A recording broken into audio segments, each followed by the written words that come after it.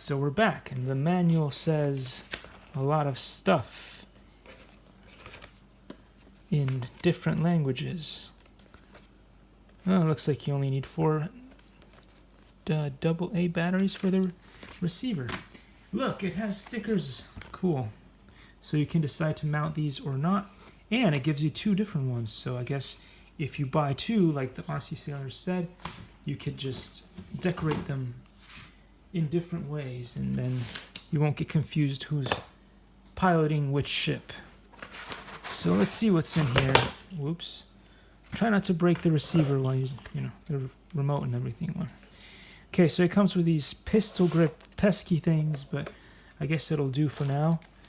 This is not inserted already, so you have to put that on. It has a charger and a screwdriver-ish thing. Wrench. So we'll see what else it's got.